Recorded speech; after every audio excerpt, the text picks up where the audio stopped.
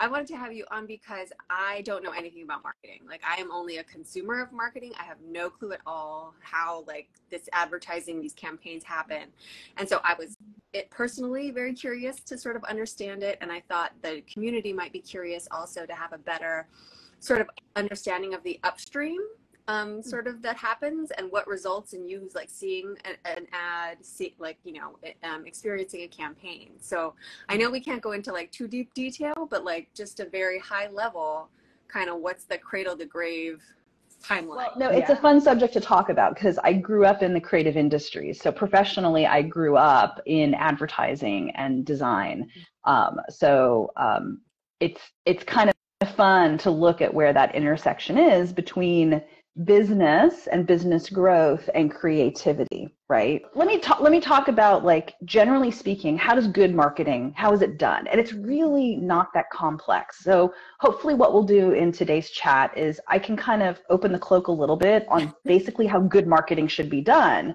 And that way, I think our friends who are joining us can kind of, every time they interact with marketing, they can think about what's happening here, and why is it happening this way. And I think if we can bring a kind of curiosity mindset to how marketing works, I think it helps us be a little bit smarter and savvy about how we consume it, right?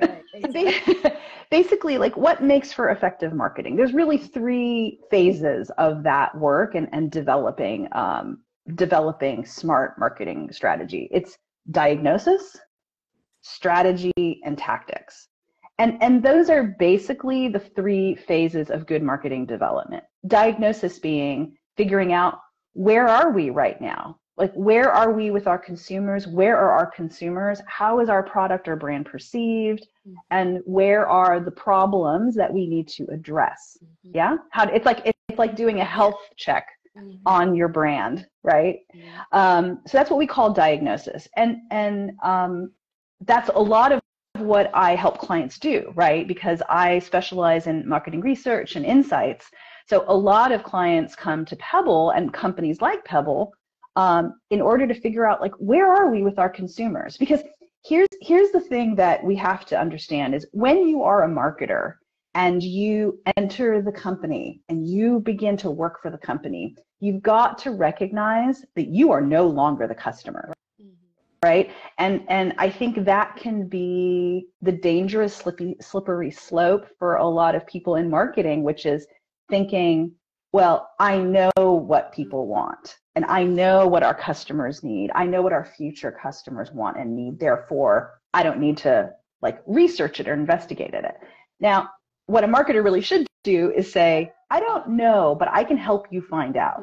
So the marketer really, their responsibility and their special role that they can play in the organization is say, I am the conduit through which you, company, brand, CFO, CEO, I'm the conduit through which you can really figure out, what do our audiences think and feel? What do they believe?